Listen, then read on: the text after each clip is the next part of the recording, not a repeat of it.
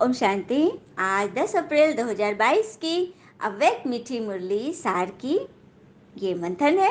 और सबसे पहले आज राम नवमी है, तो सभी आत्माओं को राम नवमी की बहुत बहुत बधाई।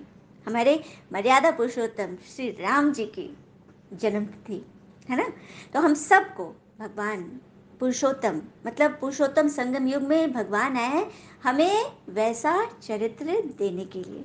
अब हम कितना उस पर चले, कितना उसको धारण करें, कहाँ तक पहुँचे, क्या पद पाए, ये तुम्हारे पुरुषार्थ मतलब हमारे पढ़ाई पर है। तो चलिए पढ़ाई सुनते हैं, देर किस बात की। भगवान ने आज टाइटल दिया, उड़ती कला का आधार उमंग उत्साह के पंख। उड़ती कला का आधार उमंग उत्साह के पंख है। अब कैसे हैं? तो बाबा ने कहा उड़ती कला का आधार उमंग उत्साह के पंख है, तो ये कैसे आएगा? भगवान की मुरली से। आधार ही यही है ना। तो उस पॉइंट्स को सुने, मन बुद्धि में रखे और उसके बाद डायरी में नोट करें। डायरी में नोट क्यों करना है? क्योंकि मन बुद्धि में यदि, क्योंकि सारे दिन हम कार्य व्यवहार में आते हैं तो हमें पॉइंट ना स्लिप हो जाता है, याद नहीं आती। तो उस वक्त डायरी देख ले क्या बाबा ने क्या पॉइंट दिया है। हाँ, तो हमारी उमंग उत्साह सदैव बनी रहेगी। और भगवान हमसे मिलने आए हैं, कितनी बड़ी बात है। दुनिया में तो लोग आज भी ढूंढ रहे हैं, भटक रहे हैं, ये मंदिर वो मंदिर, ये तीर्थ ये स्नान ये जप ये तप सब कर रहे हैं, ये माला फिरा रहे हैं, फिर भी भगवान नहीं मिल रहे, क्योंकि भगवान का परिचय ही नहीं। परिचय नहीं तो फिर संबंध नहीं, और संबंध नहीं तो फिर प्राप्ति नहीं, प्राप्ति नहीं तो खुशी नहीं, खुशी नहीं तो शांति शक्ति कुछ भी नहीं, है ना।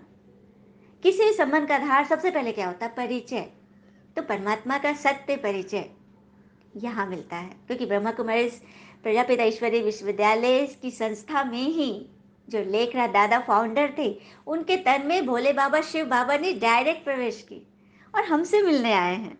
जबकि दुनिया में तो आज भी कोई यदि कहे कि चलो भगवान से मिलने, तो देखिए क्या ड्रामा होता है। हम इस प्रसंग से भली भांति समझ जाएंगे।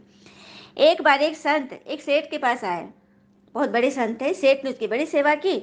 उनकी सेवा से प्रसन्न होकर संत ने कहा, अगर आप चाहे तो चलिए मैं आपको भगवान से मिलवा दूं।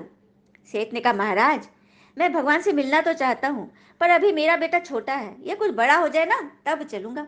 बहुत समय के बाद संत फिर आए, बोले अब तो आपका बेटा बड़ा हो गया है, अब चलिए। सेठ ने कहा, महाराज उसकी सगाई हो गई है, उसका विवाह हो जाता, घर में बहू आ जाती, तब मैं चैन से चलता। संत फिर 3 साल बाद आए, बहू आंगन में घूम रही थी। संत बोले, सेठ जी अब चले? सेठ जी ने कहा, महाराज मेरी बहू को बच्चा होने वाला है, मेरे मन में कामना रह जाएगी कि मैंने पोते का मुंह नहीं देखा, एक बार पोता हो जाए तब चलेंगे। संत बोले ठीक है। फिर दोबारा जब संत आए तो सेठ जी की मृत्यु हो चुकी थी।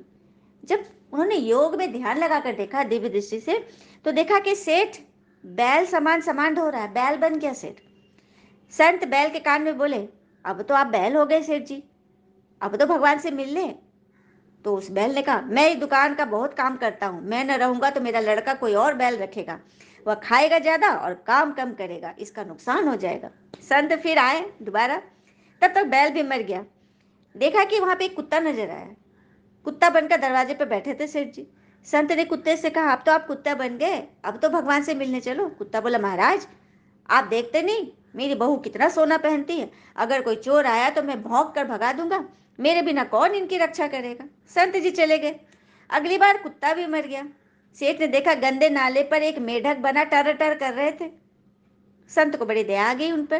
बोले, सेठ जी अब तो आपकी क्या दुर्गति हो गई, और कितना गिरोगे, अब तो चल पड़ो। मेढक क्रोध में बोलता है, अरे महाराज मैं यहाँ बैठ कर अपने नाती पोतों को देख कर प्रसन्न होता हूँ, और भी तो लोग हैं दुनिया में, आपको मैं ही मिला हूं भगवान से मिलवाने के लिए, जाओ जाओ महाराज किसी और को ले जाओ, मुझे माफ करो। तो देखा दुनिया में तो ये हो रहा है। अगर कोई कहे भी कि चलिए ईश्वर के बात सुने, ईश्वर से मिलिए, तो वहां भी इतने तरह के हंगामे हैं।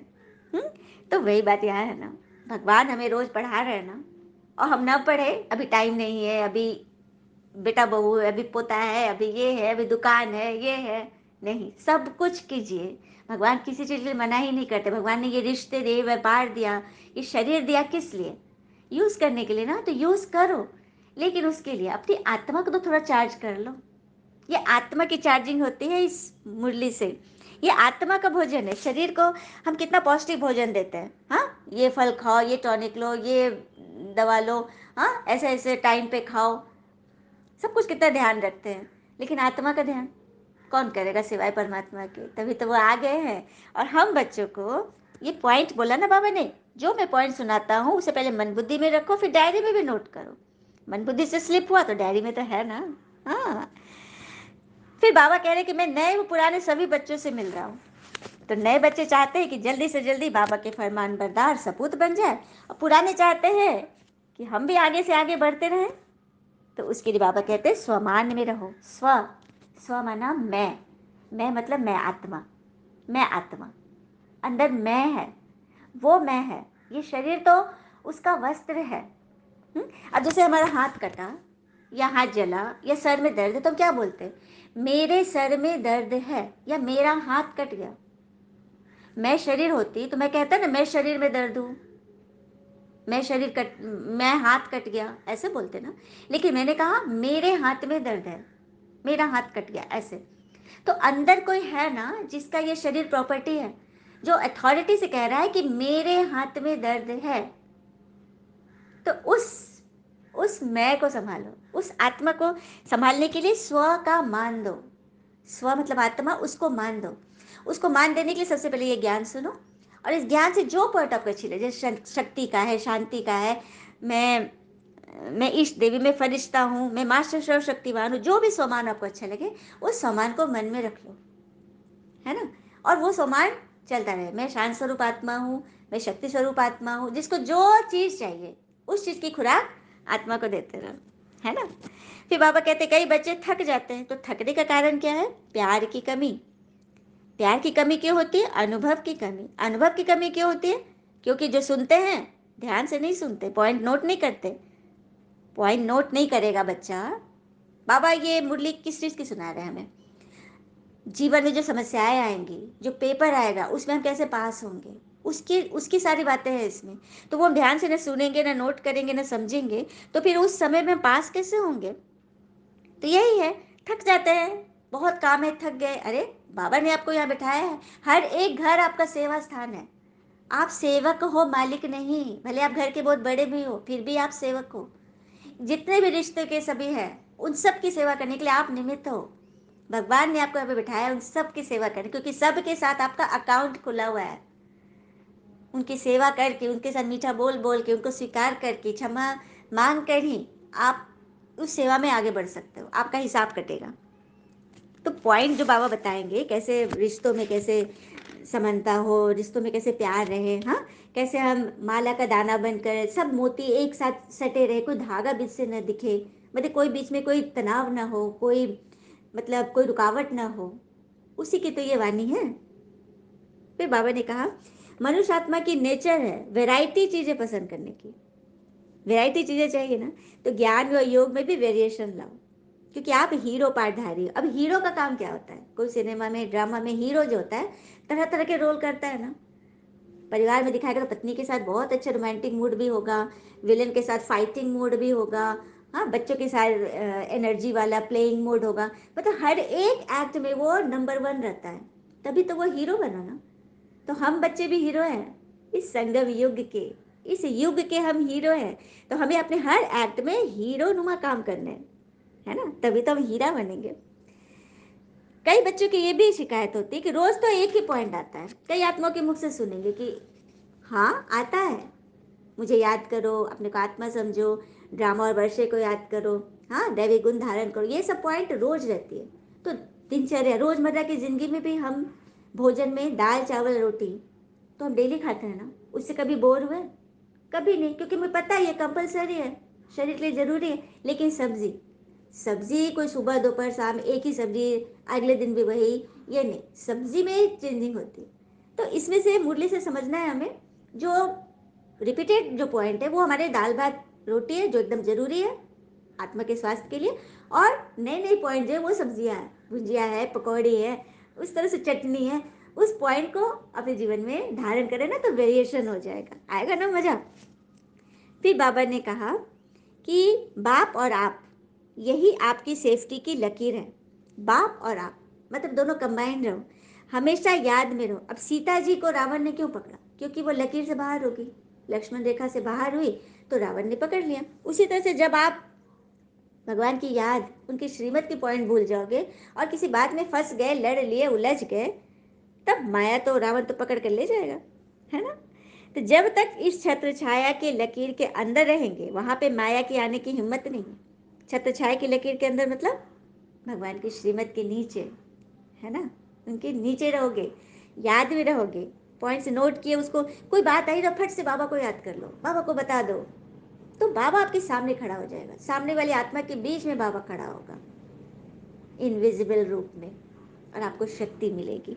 फिर बाबा ने कहा कि कोई कमी कमजोरियां ना तो मुझे दे दो। बाबा तो यही लेने आया ना, हमारी कमी कमजोरियां, हम कुछ देते हैं तो अब हमें कैसे पता चलेगा कि हमने, बाबा ने ले लिया? क्योंकि हमारे अंदर वो भरा पड़ा था, हमने अपना मन का गिलास खाली किया, कभी कमजोरियां बाबा को दे दी, निश्चय करके दे दिया, तो उसका उतना जगह खाली हो गया ना।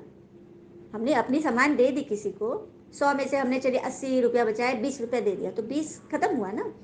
तो 20 जगह गैप हुआ, तो भगवान क्या करेंगे? हमने दे दिया निश्चय से कि भगवान अब आप ही संभालो, आप ही मुझे बचाओ, हाँ ये मुझे वापस नहीं लेने देना, आप मेरी मदद करो, ऐसा बोल के हमने दे दिया। अब बाबा क्या करेंगे? कहीं से आपको खुशी, शांति, आनंद, कुछ न कुछ, किसी का रिजल्ट, कुछ ही बात, कुछ ऐसा देंगे ना कि वो जो कमी है ना वो आपकी भर जाएगी और आप खुशी आनंद में आ जाओगे। यही है भगवान का जवाब। या फिर मुरली में जवाब आ जाएगी। हाँ, किसी आत्मा से, किसी निमित्त से बात करो, उनके मुंह से आपको जवाब आ जाएगा, मतलब कहीं से भगवान आपको टच करेगा, है ना। तो घबराना छोड़ दो। आज जनरली लोग डरते हैं, किस लिए? परिवार के, मेरे परिवार ठीक से रहे, बच्चे बाहर है ठीक से रहे। तो छत्र छाया में रहेंगे तो ये मेहनत, चिंता, रुकावट, थकावट, बेचैनी, ये सब की अविद्या हो जाएगी, भूल जाओगे आप ये सब क्या है, क्योंकि सब कुछ आपने बाबा को सौंप दिया ना, अभी आपने ग्लास खाली कर दिया ना। हाँ, फिर बाबा ने कहा आप रहते कहाँ हो? बाबा के हर्ट में, भगवान के दिल में रहते हो, और उनके हर्ट में तो लाइट और माइट की भरपूरता है। अब जैसे आप जंगल में कहीं हो, आप लाइट जलाया, आग जलाया, तो वहाँ जंगल का राजा शेर भी नहीं आएगा। तो बस भगवान के साथ रहो तो कोई प्रॉब्लम आपको फंसाएगा नहीं। फिर बाबा ने कहा आपका जन्म कितना शानदार है। कैसे हुआ हमारा जन्म? बस हमने भगवान को पहचाना, दिल से कहा मेरा बाबा, और बाबा ने कहा मेरा बच्चा, बस हो गया हमारा जन्म। कितना इजी, घर बैठे भगवान मिल गए, ना हमें ढूंढना पड़ा, भटकना पड़ा, स्वयं भगवान ने आकर हाथ बढ़ा दिया, है ना। तो सब कुछ है, जन्म हमारा इजी हो गया, पालना हमारी इजी है, तो फिर साथ में जाएंगे भी, वो भी इजी वे में। तो बाबा बोले बीच में धर्मराजपुरी, पूरी में मत रुकना। धर्मराजपुरी अर्थात अगर आप कोई गलत कर्म करोगे, कर्म करोगे तो उसकी सजा भी मिलेगी, है ना। तो सजा मत खाना, साथ रहेंगे, साथ चलेंगे, साथ में राज्य करेंगे, सत्युग में। चलते चलते थक जाएंगे तो ही रुक जाएंगे, लेकिन बाबा तो नहीं रुकेगा। बाबा कह रहा है कि एग्जामिनेशन हॉल में हम सब ने एग्जाम दिया, पेपर, वार्निंग बेल बजता है 15 मिनट पहले, ठीक है। उस समय तक ना हम थोड़ा अलबेले रहते हैं कि इससे पूछे, उससे पूछे, लिख रहे, लेकिन लास्ट जब 15 मिनट समय बचता है ना, तो हमको लगता है कि सारा, अगर 3 क्वेश्चन बचा है तो जल्दी जल्दी जल्दी जल्दी लिखो, और मेरा एक क्वेश्चन रह गया, नहीं लिख पा रहे, और बेल बज गई, लास्ट बेल बज गई, तो क्या टीचर छोड़ेगा? फट से ले लेगा ना कॉपी, क्योंकि एक को छोड़ेगा तो सारे बोलेंगे मुझे भी टाइम दीजिए, मुझे भी टाइम दीजिए, फिर तो हो गया। हाँ, कोई डिसिप्लिन ही नहीं रहेगी। तो ये बाबा कह रहे हैं ना कि लास्ट समय अभी मैं रुका हूँ, क्योंकि मेरे नए नए बच्चे भी आए, मैं उनके लिए रुका हूँ, क्योंकि वो लास्ट सो फास्ट बच्चे हैं, नंबर 1 में आने वाले हैं, उनके लिए रुका हूँ। लेकिन तुम पुराने बच्चे सबसे पहले तैयारी करो, क्योंकि फिर ले जाऊंगा तो फिर रुकूंगा नहीं। जो जिस हाल में होगा, जितना पुरुषार्थ किए, जितना कमाई किए, बस वहीं पे ठप हो जाएगा, फिर आगे कमाई करने की कोई मार्जिन नहीं रहेगी, सबको ले जाऊंगा। तो सबको अभी अभी जल्दी जल्दी अभी समय है तो कर लो भैया। तो सदा छत्र छाया में रहना, भगवान के दिल में रहना, जो सदा सेफ है। फिर बाबा ने कहा अपने आप को कभी बोर मत करना, वैरायटी रूप से उमंग उत्साह के पॉइंट ढूंढना, है ना, याद करना, और महंगे कपड़े भल पहनो। बाबा कहते हैं कि सब कुछ करो, दुनिया में सारे तोड़ निभाओ, लेकिन उसमें कंजूस मत हो जाए। अब कोई बहुत कीमती साड़ी पहन ली है, अब कोई तारीफ नहीं कर रहा है, किसी ने बड़ाई नहीं की और किसी ने निंदा ही कर दी उल्टा, तो मेरा मूड खराब, मूड खराब, हमें लगेगा मेरा चीज़ ही, मेरी चॉइस ही एकदम बेकार है, मैं हमेशा गलत करती हूँ, और हीन भावना से ग्रसित। तो तो बाबा कहते हैं 1 सेकंड में मूड खराब मत करो, सब कुछ है, सबके अपने अपने मतलब स्वभाव है, सबकी अपनी अपनी पसंद है, आपने अपनी पसंद से लिया तो आप खुश रहो, फंसो मत किसी भी चीज़ में, है ना। बड़ी बात कितने अच्छे से बाबा में समझाते हैं ना। फिर बाबा ने कहा मैं तुम बच्चों को ये 2 3 4 पेज के जो लेटर रोज लिखता हूँ, इतनी पॉजिटिव से भरे हुए, इतने उमंग उत्साह के एकदम एक एक शब्द में ऐसी उमंग उत्साह भरी हुई कि बात मत पूछो। तो ऐसा पत्र क्या आपको कोई लिख सकता है? कोई कितना भी प्यारा हो, रोज रोज किसी को इतना पत्र लिख सकता है? हाँ, और ये पॉइंट जो भगवान हमें बताते हैं हमारे आत्मा के कल्याण के लिए, क्या कोई कर सकता है कोई मनुष्य? नहीं ना। तो फिर इसका मान दो और इसके रिटर्न में इसको थोड़ा सुन लो, थोड़ा ध्यान दो, थोड़ा डायरी में नोट करो और बुद्धि से सदा क्लियर और केयरफुल रहो, तो हमेशा चेयरफुल रहोगे। बुद्धि की लाइन क्लियर होगी, नेटवर्क क्लीन होगा, तभी तो भगवान जो हमें दे रहे हैं उनकी फ्रिक्वेंसी से मैच करेंगे ना, उनकी कृपा से अपने आप को भरपूर मालामाल करेंगे और खुद ही नहीं रहेंगे, सिर्फ खुद के लिए नहीं, अपने अपनों को भी करना है ना। हर काम में सफलता समाई हुई होगी यदि आप अपने को मन बुद्धि से एकदम क्लीन रखेंगे और ज्ञान के मनन सिमरन में रहेंगे। भगवान कह रहे मैं सदा आपका मददगार हूँ। वरदान है ब्राह्मण जीवन में अलौकिक मौजों का अनुभव करने वाले कर्मों की गुह्य गति के ज्ञाता बनो। तो ब्राह्मण जीवन मौज की जीवन है, ये ब्राह्मण जीवन मौज की जीवन है, क्योंकि सदा हम भगवान के साथ चलते हैं, पलते हैं, रहते हैं, सुनते हैं उनको। तो मौज में रहने का अर्थ यह नहीं है कि जो मन में आया वो किया। मौज में रहने का मतलब है कि श्रीमत पे चले, लकीर के अंदर चले तो सदैव मौज है। जैसे छोटा बच्चा माँ बाप की गोद में कितना मजा करता है, कितना भी गड़बड़ी भी करता है, लेकिन माँ बाप को बता देता है तो माँ बाप उसको क्षमा कर देते हैं और वो निश्चिंत रहता है कि मैंने माँ पापा को बता दिया, फिर निश्चिंत खेलो कूदो मौज करो। तो यही है कर्मों की गुह्य गति के ज्ञाता बनने की विधि, कि जो भी नियम भगवान ने हमें बताए उसको अपने जीवन में उतारे। स्लोगन अहम और वहम में आने के बजाय सर्व पर रहम करो। कोई कुछ बोल रहा है, कोई कैसा भी है, किसी वहम में मत पड़ो। कोई अहम नहीं, कोई अहंकार नहीं, बल्कि सब पर। कोई यदि चाह कर भी अपना भला नहीं कर पा रहा है, बुरा ही कर रहा है, तो उस पर रहम करो। भगवान से कहो भगवान ये भी आपका बच्चा है, इसका भी कल्याण हो जाए। और ऐसे ही करके ना आप आगे बढ़ रहे हो, आपने समुद्र में पाँव रख दिया है, उसमें से भी रास्ता निकल रहा है। चलिए सभी के लिए उमंग उत्साह से भरा हुआ एक सुंदर सा एकदम फुर्तीला गीत है, सभी सुनते रहिए और गुनगुनाते रहिए। ओम शांति।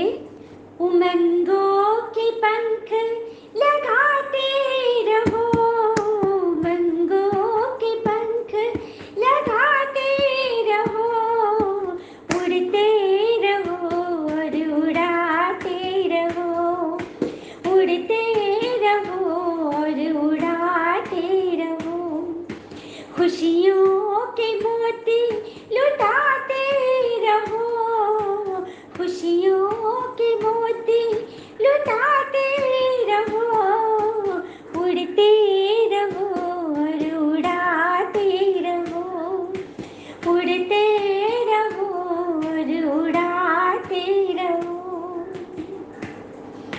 संगम का एक पल भी खोना नहीं, संगम का एक पल भी खोना नहीं, बीज व्यर्थ कर्मों का बोना नहीं, जीवन गुणों से सजाते रहो, जीवन गुणों से सजाते रहो, उड़ते रहो और उड़ाते रहो, उड़ते रहो और उड़ाते रहो, उमंगों के पंख लगाते रहो, उड़ते रहो और उड़ाते रहो, ज्ञान मुरली की धुन में गाते रहो, सुनते रहो और सुनाते रहो, बाबा को साथ सदा ही रखते रहो। ओम शांति। शुक्र बच्चे बाबा, वो बाबा के प्यारे प्यारे बच्चे, भगवान का साथ और हाथ सदैव हमारे साथ है। तो उमंग के पंख तो ऐसे लगेंगे कि बस उड़ते रहो, हर समस्या से ऊपर उड़ जाओ। Thank you Baba.